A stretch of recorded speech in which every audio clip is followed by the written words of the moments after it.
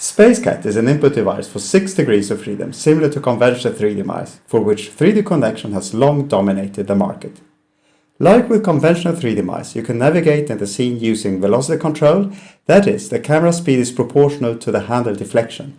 SpaceCat, however, offers a bigger range of motion that enables a more accurate control of the camera. Maybe the most important difference between SpaceCat and conventional 3D mice is that SpaceCat offers not only velocity control but also position control. Thereby, the position of an object can be controlled with SpaceCat's handle 1-to-1, as you can see on the SpaceCat prototype in the lower left corner. I can move Susan right, left, backwards and forwards, up and down.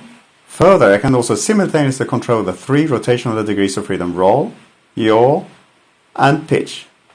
So instead of an iterative process of switching between rotate and translate tools, I can get it right in one go with SpaceCat's 6 degrees of freedom. This could, for instance, be useful for environmental artists when positioning virtual assets and light sources. Position control could also be useful for modeling, which I will demonstrate for you now. First, we select the vertices we need from the angle it suits best, independent of coordinate system, and look at the eyebrow from any angle while interacting with all 6 degrees of freedom, also independent of any coordinate system. Whether you can make use of all 6 degrees of freedom depends on if you have enough depth cues to assess the Z direction of the screen.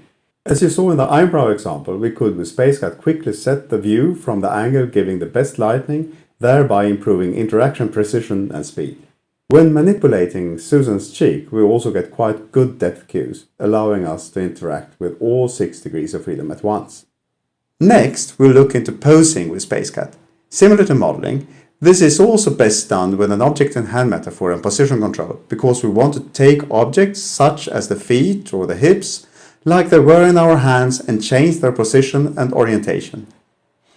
Here I've opened the test rig and I've changed to EV rendering to get better depth cues. I'm just setting up some area lights using SpaceCat, which also can be a great use case for 6 degrees of freedom interaction and position control, because you want to move the light as it were in your hand. So let's switch to pose mode and reduce the translation gain a bit, because we don't need to move the puppet's body parts any long distances. We need active element as pivot point because that's what I've implemented for posing so far. First, I select the hips, and as you can see, they can preferably be connected to all 6 degrees of freedom, because with the connection to the legs and feet and with the EV lighting, the depth cues are good enough for controlling all 6 degrees of freedom in one go. Next, I select the control for the head and shoulders, and this also works fine in 6 degrees of freedom because of the inverse kinematics connection with the shoulders and the rest of the body. If you would have controlled only the head, a reduction to 3 rotations makes sense, because that's the number of degrees of freedom a real head has.